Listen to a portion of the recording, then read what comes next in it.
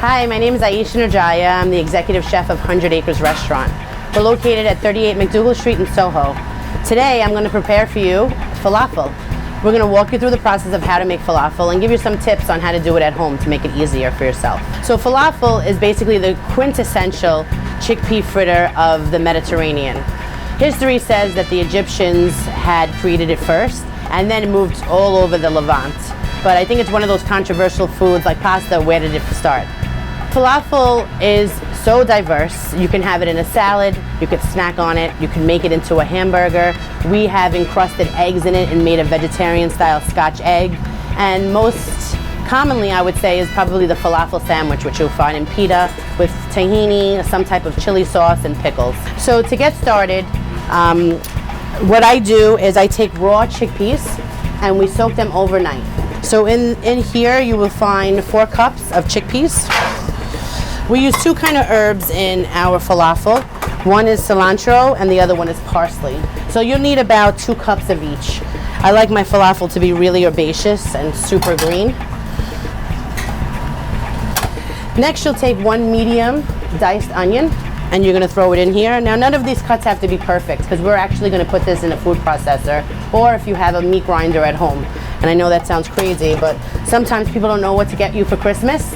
Ask for the KitchenAid meat grinder and you'll have 2 causes for it. You can make hamburgers and falafel. Here you'll find 5 cloves of garlic, which we put in basically a blender with a little bit of olive oil. I'm gonna throw that right in.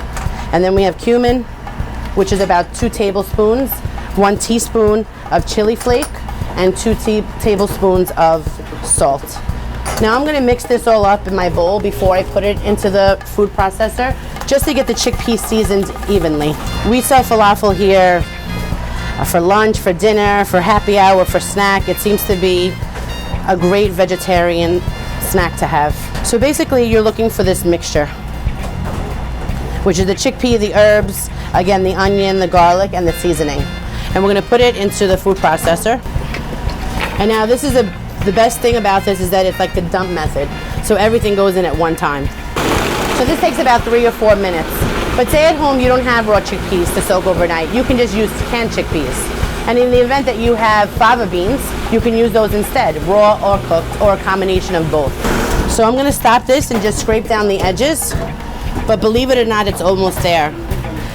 Now some people might say, raw chickpea, why would you ever do that? Truthfully, I'm a textural eater, and I find that the raw chickpea gives the falafel an extra crunch added to not only the crunch that you get from frying things, but the raw chickpea actually lends itself to give it a very nice texture.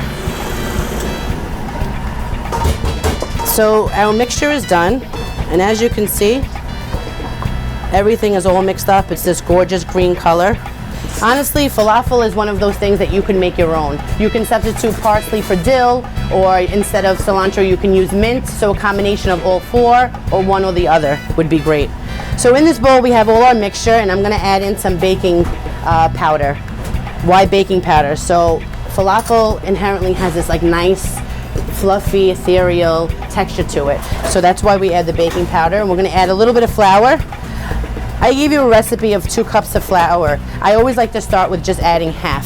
Sometimes the falafel or the chickpea, the moisture is different. So some chickpeas that soak overnight take in a lot of moisture, which you'll need a lot more flour at the end. But I've never, in this recipe, had to use any more than the 2 cups.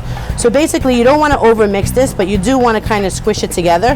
The best thing about this too is that it's kind of like a one-bowl wonder. So you don't have to dirty your entire kitchen to get this done. I'm going to add a little more flour. The consistency is that of what you're looking for is that when you squish it together, it kind of stays together to form a ball. And we're going to start to form the falafel. So this is what our mixture looks like. We at the restaurant, we use an ice cream scooper, and the reason being is that we want all our falafel to be the same size. But if you don't have this at home, a tablespoon, a teaspoon, or even a measuring spoon would work. Or the old-fashioned meatball method where you just take some and roll it in your hands. So we're going to take the falafel and fill our ice cream scoop with it, scoop it out, and just basically press on it a little bit. Okay? As you can see, it all sticks together. It's not giving you a problem for falling apart, and I didn't use all my flour. So that's why I suggest using a little bit at a time to get the correct consistency. So we're gonna take these falafel to the fryer, and I'm gonna plate you up the way that we serve our falafel here. Now here at the restaurant, we have a fryer. Now, we're gonna drop the fryer basket in. We have canola oil in here, and it's set at 350 degrees. You kinda wanna drop the falafel a little far away from each other so they don't stick. Now, I don't know how many of you have a fryer at home. However, if you do not, all you need is a nice heavy bottom skillet with canola oil, and you can use a thermometer to check when it's 350 degrees, or you can stick the bottom of a wooden spoon in it, and when it starts to bubble, then you will find the falafel is ready to be fried. So these falafel take about, I would say, 6 minutes in the fryer, maybe a little less, and at home it might take you a little more depending on, you know, what the temperature is. So once you put them in and they're almost ready to be done, you'll see that they'll start to rise at the top. At this point, what we do is that we just flip them over to make sure that both sides get nice and crispy. So while you're waiting for your falafel to be ready, you want to have some type of sheet tray with a little bit of paper to absorb any type of excess oil that comes off the falafel. And the other important tip is, as soon as they're done frying or come out of the oven, you definitely want to hit them with some salt on the exterior. Even though we season the inside of the falafel, it's really important to also season the outside of the falafel, because that's your first bite. And a little bit of salt really makes everything go a long way. So we're almost ready here with our falafel. They're nice and golden brown. They're still maintaining their green color from the fresh herbs that we put in. And I'm gonna take them and again, put them on this little paper and season them with salt. So as you can see, they actually puffed up a little bit, and that is kudos to the baking powder. At the restaurant, we have this dish. It's called the Old Medina, which I'd like to prepare for you today. So we take a little bit of our beet hummus, which is really simply chickpeas, cumin, and roasted beets that are pureed with a little bit of tahini sauce. And we're gonna top that with some nigella seeds, which are really aromatic black seeds. We take some tahini sauce, which is tahini that we mix with a little bit of lemon juice and olive oil. And I have some pickles that we make here at the restaurant, which are Fresno pickles and turmeric turnips. I'm going to take the falafel, lay them down right on the tahini. With a little bit of harissa olives. I'm going to garnish this with some parsley. And I'm just going to break one open for you so you can see what the inside should look like. So thank you for watching How to Make Falafel here at 100 Acres.